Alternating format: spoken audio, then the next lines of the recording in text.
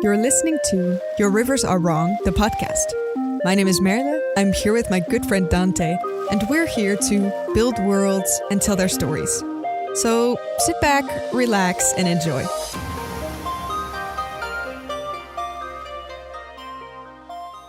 Good morning, or afternoon, or evening, wherever you may be. Welcome back to a very special episode of the Your Rivers Are Wrong podcast. I'm one of your hosts. My name is Dante, and today we have something very, very special. If you've seen the previous announcement, Marilyn and I are taking a little bit of a break before we jump back into season 2. But today we have a very special guest filling in for her in the meanwhile. I don't know how to intro this. I've never had a guest on this show before, so you, my friend, are very much the blueprint. Ladies and gentlemen, please welcome Josh to the podcast. Could you please introduce yourself, my friend? Hello, I'm Josh. Pause for applause. I'm a very special guest after all. I will make room for the applause. I gotta tell you, I was listening to a couple episodes prior to being on, that, just so I could get a feel for like the vibe and everything. And when you put out the announcement and like hyped up, we have a very special guest coming for a very special episode, I went from like, I'm gonna have a nice chat with my friend Dante for like an hour to like, oh, it's like a whole thing. Oh no. Well, it's only a whole thing because you're literally the first ever guest. We just started this like right before Christmas, so this podcast is very new. And in the future, of course, if we do have like very special guests as special as you, then we want to introduce them properly. I want to get that right like the first time around. I don't want people to like see this podcast and be like, oh, he doesn't care about the people who invites on this. That's fair. That's fair. You know what? It'll be like a retrospective, very special. When the podcast blows up and it's like #1 downloaded everywhere, it'll be very special by virtue of I was the first one. It'll be guest #1. Yeah. Yeah. So this was a little bit interesting to set up because for people who listen to this podcast, and of course fans of Merle in particular, she's very busy. So I'm trying to fill in the blanks and I'm like, oh dang, there's so many creative things that like she's usually like really good at, and I have to figure out like, okay, I need someone I could talk to. I have friends, right? I have people I know, right? So I was bouncing around like, who am I going to contact, something like that. So very particularly, I reached out to you. I don't know if I like explained why I reached out to you in particular, but because of the first topic we're going to do, I consider you like very, very good at it. And I don't know if we want to jump into the topic right away, or is there anything else? Actually, you know what? Let's go here. Obviously, it was just really funny when I invited you to appear in this podcast. I don't think you'd listened to it yet or anything like that. I don't even know if you knew I had a podcast. Yeah, my reaction when you sent the message was like, oh, cool. Dante wants me to be on his podcast. That's awesome. I would love to do that. Also, he has a podcast apparently, so that's cool. Clearly, I'm not advertising well enough. I feel like so you had mentioned it maybe once in passing, or like you were planning on starting one or something, but it was one of those like one-off sentences in a conversation about something else. Got it. Cool. It does occur to me, I never did actually like introduce myself. I just said, hi, I'm Josh, and I'm nervous to be here. In a long listing of people we will eventually invite to this podcast, it'll just be #1. Josh. Yeah. So yeah, please feel free. Hi, I'm Josh. I play D&D on a server with Dante that he runs. Apparently, I am the nation's premier character building expert, which is why I'm here today. Of course. One of the best. Which, is going to be kind of a awkward take in 10 minutes when I just start describing how you just need to build, champion fighters, but we'll get to that. And also... Wait, we didn't even introduce the topic. Wait, you spoiled the topic. It's fine. Oh, shoot, did it's I? Fine. It's good. We'll just keep going with it. Oops. I mean, I don't know what's going to happen. This is fantastic. We're killing it. We're really killing it. Merle, if you ever listen to this, Marile's going to listen to this and be like, oh no, it's such a mess. Oh, this is great. Okay. Should I try it one more time without spoiling the topic? No, you're good. This is great. I'm going to keep all of this and I'm not going to erasing it. Oh, it's but just great. not edited at all. Wonderful. Yeah. I Probably my chat will yell at me if I don't do this at least once. So I Sure. play video games on twitch.tv/MoonRoster. If you like video games, you should come watch. Awesome. Love that. Okay, so now I did was one of the right things I did was I briefed you on how these podcasts usually go. But you have listened to a couple episodes, so you kind of get the gist. I'll introduce a topic, of course, and then if you have a topic you want to introduce, we'll follow up with that. And then afterwards, there will be a prompt that we can handle together. Now, you did already kind of touch on it, but the topic that we have for today, which is very specifically what I really wanted to talk to you about, was character building in the field or in the perspective of playing Dungeons and Dragons. Oh, yeah. Which, when we talk about character building, what the greater majority of the world thinks about character building, it's always in the context of different media like movies, TV shows, different books, of course. But when you talk about character building in D&D, it's not something that is immediately intuitive to people who learn about it for the first time. Mm-hmm. So I kind of want to toss this to you first. What is character building in D&D? What does that phrase mean?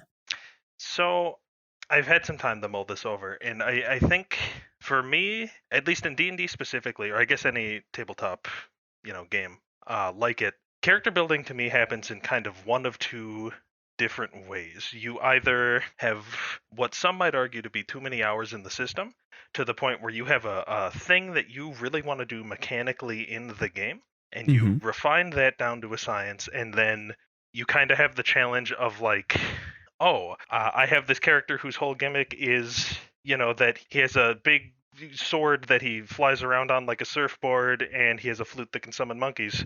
How do I come up with a compelling character to attach to that mess of a build mechanically? Or you get the exact opposite thing where you're like, man, I had a weird dream about a great sword surfing monkey charmer. How do I make that in the game?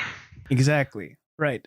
So like D&D, for people who are still unfamiliar with the game, is a tabletop role-playing game where you sit down with one person as the game master or the storyteller, and the other people are players.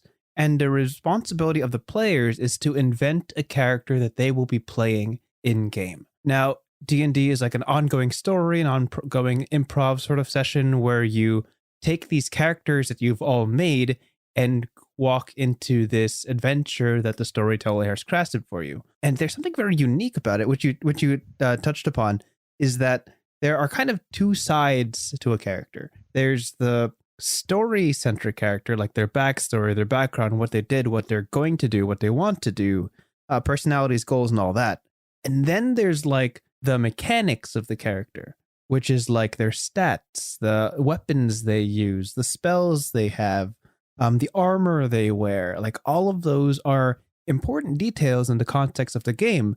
And character building is that moment where you try to figure out how to fuse them. Does that kind of make sense? Yeah, I think that tracks. And again, like from a broader storytelling perspective, I suppose, like if you're writing a book, character building probably means something very different to you. But in the lens of D&D, I feel like that is there, yeah. And then coming up with, what motivates them, what drives them. It's, in a way, your job as the player, let's say you're a group of 5 players. The goal of D&D ultimately, in my opinion, is it's collaborative storytelling.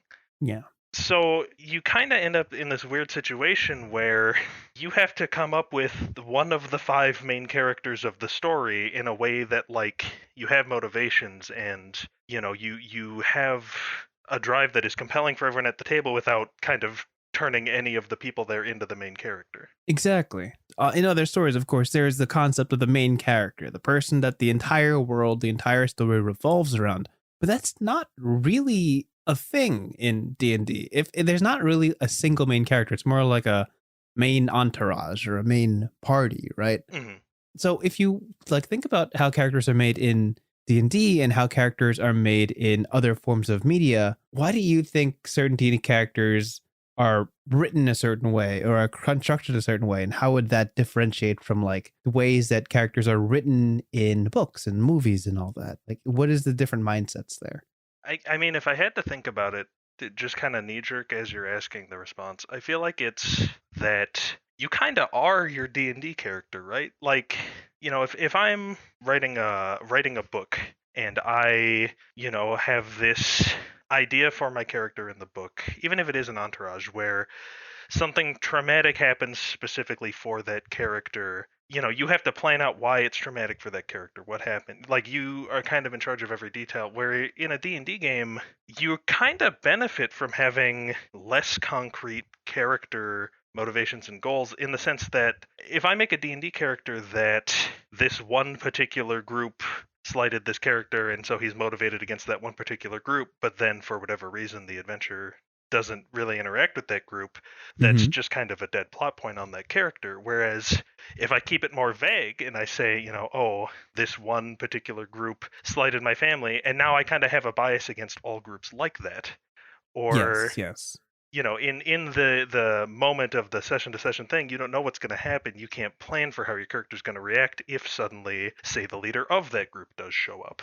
And maybe, you've run into different moments of character growth prior to that meeting. That I've had plenty of characters across D&D campaigns where they're very specifically designed and like written around one event or one concept, but then by the time they actually interact to it, they have gone through enough growth that it doesn't matter to them anymore. Yeah, like, isn't that such an interesting thing where, like, say you're writing a story, you're writing a book, right? And you invent this character. And when you make the character, you kind of have to plan out their entire life, right? You write their beginning, their middle, and their end, or at least you plan for it. And you're the only person, you're the only contributor to that story, right? So you know exactly how it's going to end up. You know exactly like what road they're going to travel down, what decisions they're going to make, and it's going to be set in stone once it's on paper, right? But like when you make a character to play Dungeons and Dragons, you're only writing the intro. Right, you're only writing the beginning, and you're going to watch and play and see how that character develops into almost entirely, well, very much partially or entirely out of your control, right? Right. Because you're not the person who dictates the story, it's somebody else. In the context of like when you write a book, you plan and you write all the events that will happen to this character and how they react. But in something like D&D, which is a collaborative story, you only have the character to move forward and somebody else controls the events. And it's that dynamic, that interaction that makes it so interesting and so intriguing. And part of the fun in it is seeing what your character ends up as, right? Mm-hmm. Like people have these visions and sometimes it doesn't go that way, Thinking about it, put that way, actually, character creation, a lot of people, I would assume, myself included until like 5 minutes ago, until you kind of planted this thought, but a lot of people think that once they are ready to go into their first session, they are done,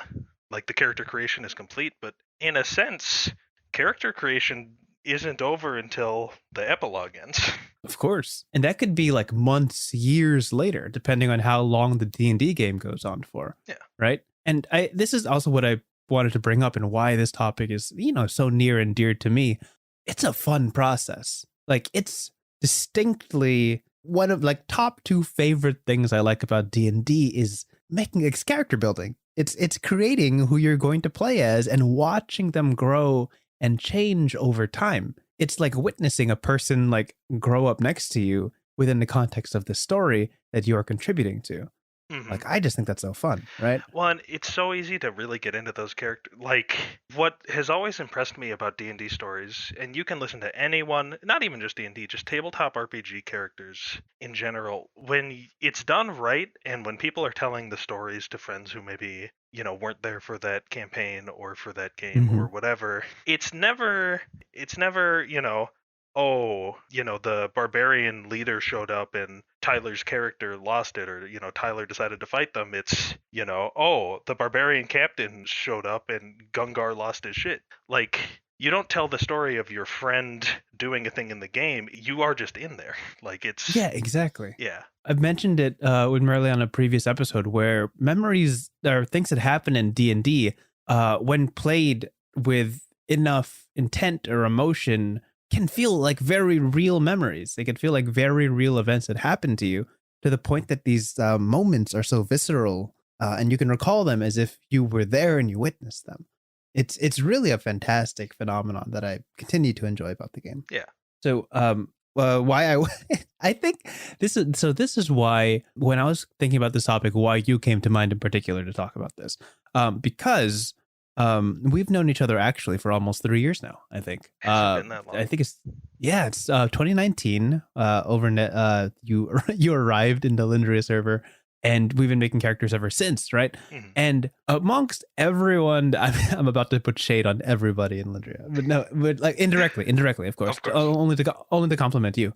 It's just that I'm 11 out of 10. Of course, and everybody else are perfect 10s. Yeah. Of everybody who plays on these servers, I remember your characters more vividly than most people. Like I can probably name a great majority of the characters that you make because they're so like unusually vibrant and distinct. So I kind of want to poke your mind a little bit about what process do you step through when you are creating a character? Like what kind of goals or your checkpoints are you trying to fulfill as you're deciding on what to play next? So I kind of touched on this before. Also, that was like very flattering. Thank you.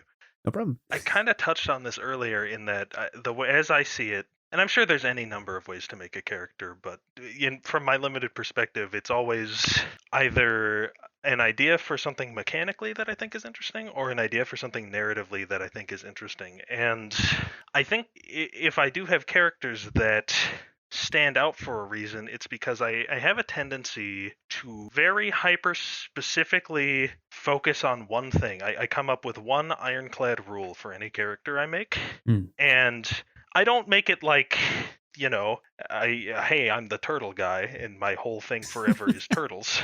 But like, I guess to hone in on that idea, I try to think like, I want to make a dude whose whole thing is turtles, but is also a believable character. What kind of person's whole thing would be turtles? And maybe it is a person who commands wild magic. It's a sorcerer, we'll say, to just jump right into D&D. Maybe it's a wild magic sorcerer, and maybe through some mishap or wild magic surge, they turned into a turtle for like 5 years.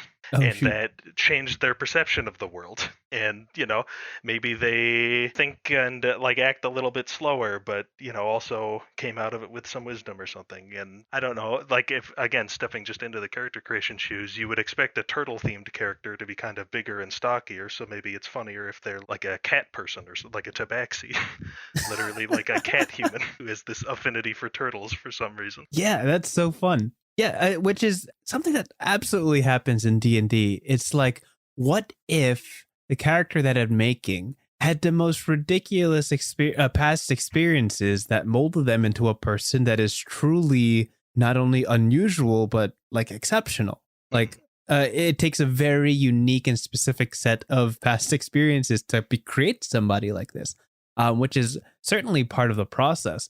I know when stepping into like character building, especially when you kind of just start playing D&D, a lot of people make something that they're comfortable with. They play like a human fighter, or they play like, if they're, feeling adventurous, they play like an elven archer, like something a little bit more foreign to them. But maybe, I don't know if you probably feel the same way I do. The more I play, the more ridiculous my characters get. Like the farther farther away from the norm, I like to explore, because I'm like, hey, I've never been like a lizard folk or a demon child or, this flying creature. All that stuff is just a fun place to explore. I think I kind of have a reputation on the servers we play on for being the guy that makes like monstrous characters, bugbears and orcs and kobolds and all that. And it's not because I have any particular affinity towards the monstrous races. It's just because, like, who wants to make a dwarf when you've been doing it this long? Yeah, exactly. I will say this, though, and I am, like, actually legally obligated to divulge this, which is that the one kind of core exception to that rule is I am the guy who plays champion fighter. Somewhere along the line, it became my whole identity. For those who are unfamiliar with D&D, imagine a fantasy story where everyone has this cool magic or holy power or destiny or all that, and then there's the obligatory kind of gruff older dude with like a big sword, and that's his whole thing. That is a champion fighter. Yes, exactly. Just the run-of-the-mill trusty guy, old reliable, swings once, swings twice, maybe more times. Yep. But like that's the extent of his his prowess. Hi, my name's Chuck. I got a hammer, and that's about it. Yeah, and what's great about character building is that you're allowed to chase your happiness, right? Like if you've gone around a block and tested all these characters and all these classes and all these magical powers and you settle on something that you just really enjoy, that's perfectly fine. That's exactly what D&D is for, to kind of find something that brings you this happiness that you want to explore and expand on and tell stories with, right? Like as varied as your characters get, there's always one or two or three things that you kind of lean on as a point of comfort, a point of relatability, and something that you want to continue to explore, maybe not only like in the fantasy world, but like in your own life, someone who's more adventurous or more cunning or strategic, or someone who breaks out of their shell. D&D characters have very like real emotional tenets. If you start digging really deep into them and playing into these characters that you kind of build from scratch and lovingly make, is a very, very fun experience, is what I have to say on it. Another thing I do just love about character creation is, and this is advice for those starting out in D&D and tabletop. If you make a character and you love that character, and you get into the sessions and you realize like, oh, this character does not actually fit what we're doing at all, even a little. A good example of this, I recently made a character whose whole deal was that he was like this very pacifistic, like he was a wizard. So like in archetypical D&D, he would command these, big spells and fireballs and be like a force of nature and destruction on the world. But he didn't want that. He just wanted to open a coffee shop and read books. As he deserves, yeah. And I fell in love with this character, and I, of course, knew this going into the campaign. I guess, didn't appreciate the extent of it. But the basis of that campaign was that we were soldiers who were being conscripted into a war. And it wasn't really fun to play the pacifist character when literally every action we did was go fight people. Yeah, that's valid. Which is no fault to the person running it. It was on me for, I think, kind of misreading the homework. But to circle back to the point, the beauty of it is that character is still made. I still have that character. I can, at any point down the road, if I have that particular itch I want to scratch again, just toss him into a different campaign and see if he lands there. Save him for a rainy day, another place, another time where he might fit better, of course. Yeah. And as I kind of want to start to close this topic, what really is the final beautiful point about character building, and I'm sure there's many others, this is something that I really like, is that once you make your character, you get to see how it interacts with everybody else's. Because you've worked minutes, hours on making this character exactly as you'd like them. And then there's 2 or 3 more of these characters that join you, crafted by like the friends you're playing with. And then seeing like just kind of bundles of joy, bundles of love made by each person start intertwining their stories and talking and making decisions together. Like just watching that whole dynamic play out and watching like what everybody jives with or hits beats with. Oh gosh, it's such an experience. Well, and to that end, how parts of your character you would have never even thought to consider are suddenly so relevant because they're relevant to other people in the party. I'm running a game right now where someone decided to make a character who was a rat person obsessed with cheese. Because why not? We'd like to have fun here. But it did sort of necessitate from the beginning in session 1 that everyone in the party kind of had to figure out where they stand on cheese. Yeah, it's like everybody has their values, their ideals, what they want to accomplish. And finding that harmony between the characters, or lack thereof, is something that has to be hashed out and discussed and explored. Gosh, it's such a fun thing. So yeah, I mean, this is definitely a topic that we can honestly continue talking about forever, because we've both spent hours and hours and hours crafting many, many characters over the years, Joke's on the audience. They think this is the first time we've had this conversation. No. This has definitely come before with larger groups of people. Like this is a truly universal thing amongst our little group of friends. But yeah, so that's the topic that I wanted to discuss with you, and I'm very thankful that you were able to share your insights on that. So for now, we can jump into whatever topic you want to talk about, which is awesome. Yeah. Oh, was I supposed to bring a? Oh no. Oh. No, I'm kidding. Yeah. So I I had to think a lot about this because, Mhm. I didn't quite have time to listen to every episode, but I had time to read the titles, and y'all have covered a pretty wide swath already.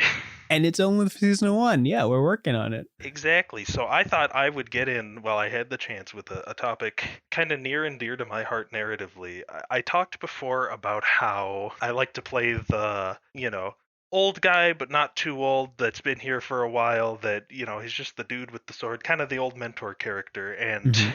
a trope associated with that I really enjoy when it happens narratively that I wanted to talk about is the heroic sacrifice. Ooh, okay. Yeah, sure. Yeah. Whether it's done well, and it's, I had a whole list pulled up of heroic sacrifices in. All right, we're gonna get a little marvelly because that's what the internet likes, but Of course. Yondu from Guardians of the Galaxy 2, done super well. Huge character defining moment for Star-Lord in the movie when, spoilers for Guardians of the Galaxy Yeah, 2, we should but actually let's preface. There's probably going to be a couple of spoilers here if we're talking about noble sacrifices. If you're not Yeah. interested in hearing these spoilers, you could skip like 10 minutes. I'm sure we'll be done talking about it. Yeah, we can't even really preface the shows or books or whatever that are going to be spoiled because, like, given the nature of the topic, you can kind of connect some dots probably. Of course. Yeah, sure. But, how that for Peter Quill was like a very character defining pivotal moment for him, where Mhm. he kind of had to stop being the impulsive, brash character that he was, and sort of, for as well as it stuck, become kind of a more mature, nuanced character to, again, Marvel.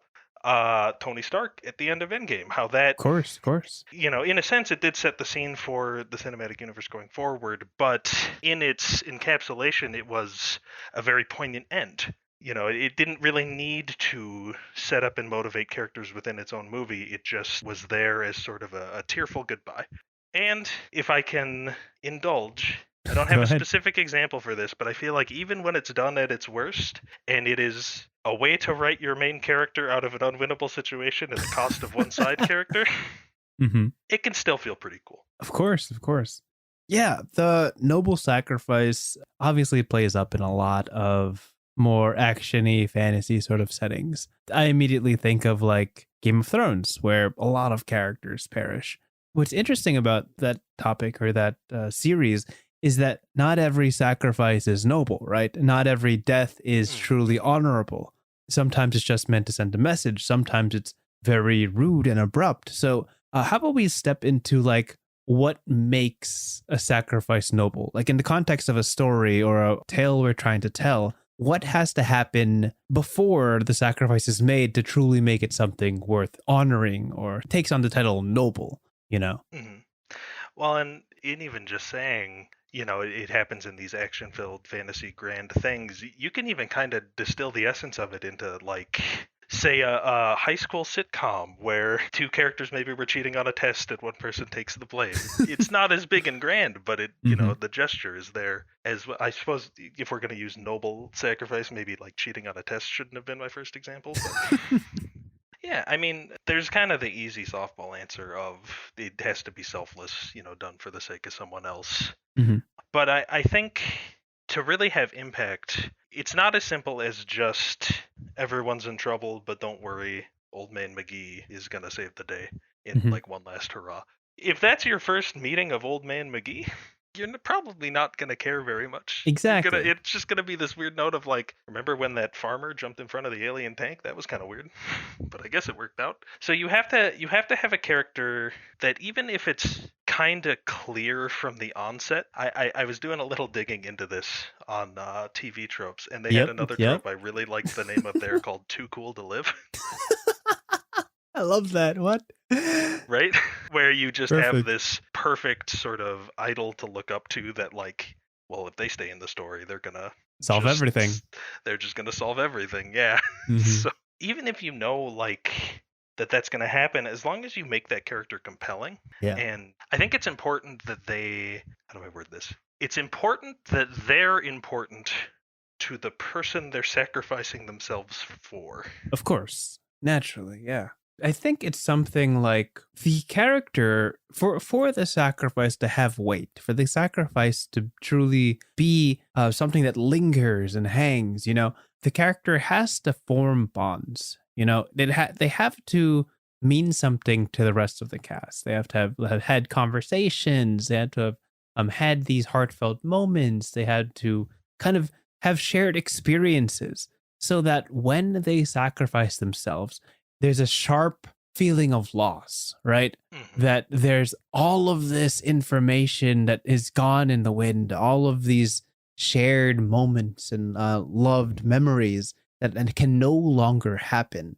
Not only is it a loss of a person, a valuable asset, somebody who is capable or loving, it's also the loss of future memories, the loss of what could have been. And I think that's what I'm looking for here. That the loss of opportunity is truly the most heartbreaking thing.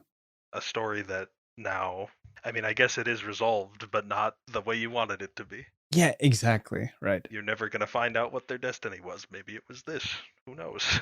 And there's always that saying, they say that you never truly die until you're forgotten, right? And how a character's story doesn't end when they perish. Story is very much carried by the people who they affected, right? The way that they've changed and grown and matured as a result of having to fill the gap that you left, right? I'm currently listening to Dimension 20, which is a fantastic. It's like a D&D series run by the folks at College Humor.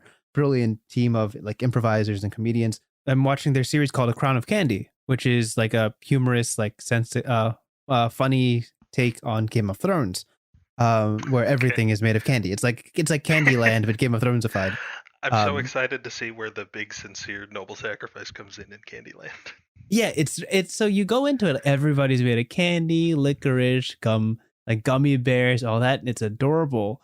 But it quickly becomes a story of political intrigue and backstabbing and like true, like proper death. Like the way they play it is that there's very, very little healing or magical healing.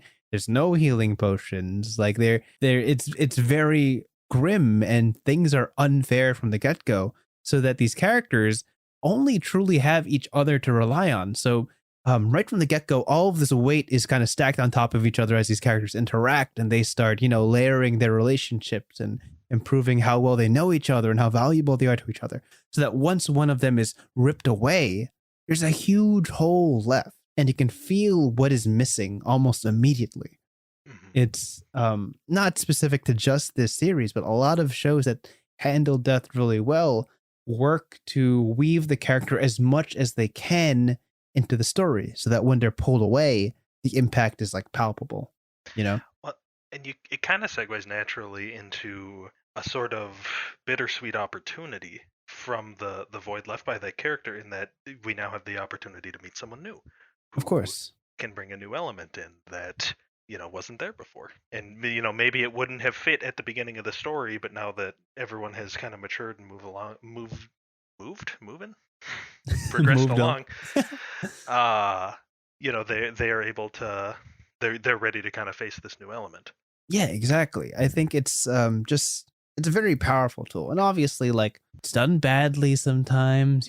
Not everybody gets it right. Sometimes killing off a character is just like a gotcha moment. It's like, you didn't think they would die, right? But when it's done wrong, right, it just feels like a waste of like valuable storytelling.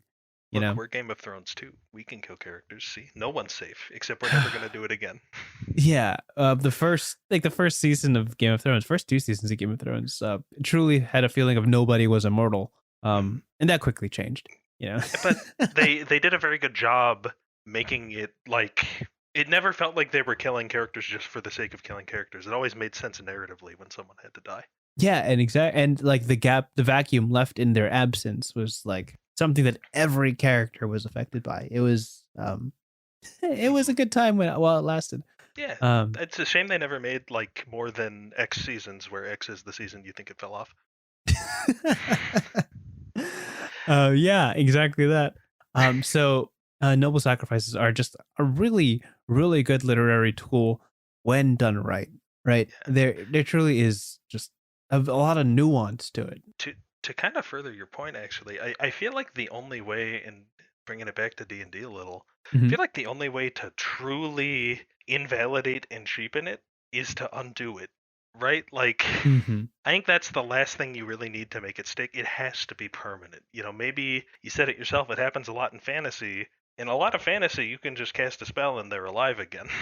You have to oh, here's a deep cut. I don't know if you're familiar with there is a Star Trek spin-off show called The Lower Decks. Already Are you lost me. familiar? Nope. Already lost? Okay. Well, spoilers for The Lower Decks, but we kind of covered that. Oh, it's fine. I'll never watched it. At the end of season 1 of it, they play it straight. It's like the old hardened general battle hungry dude that like gets to go down in a blaze of glory saving one of the main characters in like the last escape pod or whatever, right? And then inexplicably they play this for laughs. Inexplicably, like halfway through season 2, he's just back on the ship and fine, and like no one is addressing it except the character who got saved, who's losing his mind, like he's sacrificed his life for me and he's just back on the ship. What's happening? And like whenever a character tries to like come out and ask him what happened, they like play it off as this like, how could you even ask that? And you know, the basically the running joke is that throughout all of the iterations of Star Trek, and I was never a hugely into it myself, I just, for whatever reason, this show hooked me, but apparently there's any number of like space magic or alternate timeline dimensions or clone aliens or whatever reasons that they've undone deaths in Star Trek, and so like they play it off for a big gag. But actually, honestly, even then thinking about it, that character who was saved, like going forward for the rest of season 2, is kind of scarred by this realization that death has no real purchase. Dang, that's so interesting. Yeah, I mean, like I do talk a lot about D&D in this podcast. I try not to dwell too long on it because it's one of the few things I know. But yeah, there is a certain point where death becomes a minor inconvenience, right? When your magic becomes reaches a high enough point, or you become a powerful enough cleric. Death is clearly temporary. And like you look at something like Dragon Ball Z, where everybody just comes back to life once or sometimes twice, depending on where do you get the Dragon Balls. Series that really take that leap to kill off a character, truly like disappear them. It's a risk, right? Because you're risk losing a little bit of your fan base or people who read it or watch it. And you got to make sure it matters. You know, you got to make sure that the show is or the book is better off, as grim as it sounds, better off with them gone. The room they leave behind improves the cast as a whole, right? If every character in your narrative suffers, but the narrative itself flourishes as a result, then you've done a great job with this particular trope. Yeah, I think it is a kind of an art form. I want to believe that it's rather difficult to pull off. Yeah, what a great topic. Loved that. That is awesome. Thank you. Just another reason why I'm a very special guest. Yes, very special. Thank you. Of course, naturally. One of these, I was going to bring it up later before, but one of these days I would love to do a TriCast with a guest that comes up. The problem is that me and Merle live 6 hours apart by time zone. So people who listen to this already know that we record like 6 a.m. EST, like in the morning in the States, and then noon for her. So our time for us inviting people is very, very slim if we were ever to do it. It's a hard sell. I think it's a hard sell. To peek behind the veil a little bit here, when we were coordinating our times and you had said like, well, in theory we can do it in the morning. It's just like, I got to leave for work at this time. And I'm like, oh, that time doesn't look so bad. And then I had to start doing math like, oh, wait, no, you're EST, I'm CST. So it's actually an hour earlier. It's even earlier for you. And then we'd probably have to start recording, slot out like 2 hours just in case. So like that's 2 hours earlier. And it's not like I can just get up and do it. I'm going to have to be going for at least an hour before. Oh, we've reached just don't even bother sleeping o'clock. I see. That's why I suggested, like, honestly, whenever you're awake, I'm probably game. Recording way early in the morning has really conditioned me to just be ready anytime to just turn on the mic and go. We are rapidly approaching the hour mark, which we try not to do, because we don't want to keep you guys here for too long. So why don't we jump into the prompt? So this was kind of customized for our first topic. So what I want to do is I'm gonna pull up the race and class tables of D&D 5th edition. Oh, interesting. I'm going to randomly roll to see what comes up between race, class, and background. And both of us are going to try to put together the most compelling character we can in like 5 minutes. I hope so dearly we get Human Fighter. It's not gonna. The odds of Human Fighter are pretty low. I'm gonna stick to pretty basic ancestries so we don't entirely lose our audience as we do this. That's fair. That's fair. I will say, while you're pulling things up, I'm so glad that this is what's happening here, because I had mentioned to you I had kind of 2 ideas for my half. This was one of the ideas I had. Okay, awesome. So I'm going to, let me open it up right now. Okay, so I've got everything pulled up. I'm gonna ask for a number from 1 to 9. Oh, well, I mean, and there's no way you're gonna guess human amongst these 9 choices. I'm sure if I truly wanted to, I could pull up my own books and have the same. But that's assuming I'm doing this alphabetically. That's fair. That's fair. What I'm trying desperately to do right now is to find some dice to really keep it in theme. You would think I would just have some at the ready. Yeah, but do you have a 9-sided die? Is that a real thing? Just roll like a 10-sided die and re-roll if it's 10, right? That's fair. I'm a D&D player. I got dice. Just gotta find them. Yeah. It's been a while since I had to roll real ones. Even though we've only ever played together online and never in person. All right, 10-sided die. Do your worst. We got an 8. Okay. The character is a gnome. Okay, I love it already. Good start. Okay, 1 to 12. I wonder which dice I'll use for this one. Ooh, we got a 1. We got a barbarian. I'm already infatuated. Okay, and give me 1 to 20. Roll me a d20. Okay, the classic. You got a 9. Okay, let me see. 1, 2, 3, 4, 5, 6, 7, 8. Entertainer.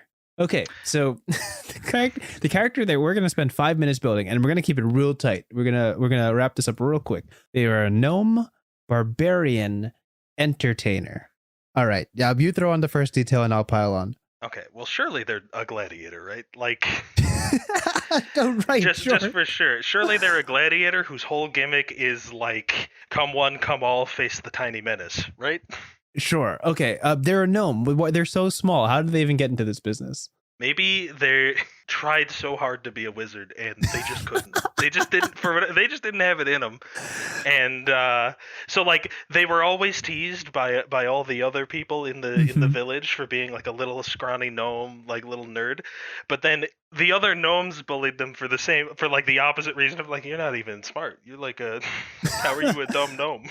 I want to believe that this gnome is like right in the middle. He's like a little bit taller than all gnomes, but shorter than everybody else, of course. Yeah, that's perfect. So I'm also imagining that in his family, they're all like talented, mighty wizards. You know, this is something that he's expected to do. But along one of these days, boy, that axe lodged into a stump looks really interesting. And he just, took a couple practice swings. Nobody's gonna know, right? Yeah. He's swinging it around, dancing around with it. He's like, wait a second, I'm kind of good at this. I'm kind of great at this. Maybe every time he failed at a magic lesson, he was subjected to the worst punishment gnomes know, which is chores, like manual labor. Yeah, he's got to chop some wood for the fireplace every time he messes up on a spell, and he just got really good at it. People wait, so like towards the end of his arc, it's just like, all right, we need you to cast this firebolt. Ice blast. Are you even trying? No. Can I chop wood? No. And now at this point in his career, it's actually like a personal choice. He can use magic. He knows magic. It's just like he chooses not to because there's something he enjoys much, much more. So he just does whatever spell, walks outside. Doom, doom, doom. I'm thinking of that one scene with like Captain America where he's ripping apart logs with his bare hands. Yeah, just put it against his chest and tear it. Yeah. The years of adversity have led to like something truly unique. Amazing. Okay. And because it's a D&D gnome, we can even have the gag of like, oh wow, you must have had a really hard childhood. And he's like, I'm 300. Yeah, he's just ancient. He's just straight up. Okay, so like we have this guy doesn't like magic, starts cutting wood, gets really buff. How does he end up as an entertainer? Where does that go? Well, I feel like the entertainer, he could just be a gladiator, right? Oh, he just straight up chooses to like voluntarily? Yeah. Maybe eventually the village, the little gnome hamlet gets sick of him continuing to not do magic, and he starts dunking on them in basketball or whatever because he's strong now. He's actively ruining the forests because of all the wood he cuts. So he gets exiled. he chops too close to elf territory, and they have to like politically exile him to save ties. So he's striking it on his own in like the big human city. You know, we see the deal where he bumps shoulders with some thugs or whatever. They pick a fight. He wins handily, and we see like the sketchy promoter with the gold teeth in the alley. Like, now there's a talent. Yeah, I got the deal of a lifetime. Just walk over here, sign a couple of papers. You know, this isn't a big deal. Like, you got a show to put on. Go and earn you a little bit of coin, right? You need coin. And the guy's like, I just kind of want to cut things. But I see. To tie the whole podcast together in a neat bow, because what I'm stuck on is how does this guy end up in an adventuring party? Because it kind of seems like once he's the gladiator, he's all set, right? Of course. Maybe he's the sort of established, already as strong as the party character that shows up to replace the heroic sacrifice. Oh shoot, yeah. He's doing one of his shows. He's performing. He's out living life, and he's approached by like this, you know, battered and torn party. And they're like, hey, you don't know us, but we really need help right now. Like there's something right outside in the forests. Turns out, let me get this. Turns out there's a monster that's really pissed that a lot of the forest has been cut down, and he's taking it out on people on the road. Would you help us like take care of that? I was going the other way. I was like, there's like a 40-foot troll tree demon that we need help slaying. He could be that too. Yeah, of course. Yeah, the local tree demon has just gotten really pissed, and we need someone to help out with that. We don't know who cut down all these trees, but that man will pay. In the meanwhile, could you help us? Beautiful. Okay, wait. So to tie this all up, beautiful gnome barbarian by choice. Hunter by request. What is this guy's name? We need a name to drive it all home. Okay, all right. You've looked me straight in the eye and said, do one of the two hard parts, which is name and art. You got to overcome the brain's natural urge to just say Bilbo, because it can't be Bilbo. Can't be Bilbo. He's a softie. It can be Trilgo though. Trilgo. Okay, sure. We're gonna wrap up this special episode of the podcast with Trilgo, the gnome barbarian, gladiator, entertainer. Beautiful job. Just a little smidgen of what your character building could look like. Exactly. It could look just like this. Oh, and sorry, we forgot an important step. He dips 3 levels into fighter, so he can naturally teams as well. Yeah. So you can get those beautiful champion buffs. Yeah, exactly. Awesome. Well, thanks so much, Josh, for joining us on this episode. For anyone listening, we'll be back with our other wonderful co-host to start up season 2. Anything you want to shout out? Any final things you want to plug before we close out? Like I said, I stream on Twitch. It's twitch.tv/MoonRoster with 1 O. Literally everyone gets it wrong. It's okay. We do crosswords and then video games. It's good. Awesome. Time. Yeah, sounds like a blast. I'll put that link in the description of this episode. But yeah, until then, I hope listening to this, as it always does, inspires you to explore storytelling, world building, and everything in between. But as you do, always remember, your rivers are wrong. Yep, wrong shade of blue. A lot of people make that mistake. Rivers aren't blue, or they shouldn't be. That's not natural. Anyway, have a great time. Have a great day. See you next time. See ya.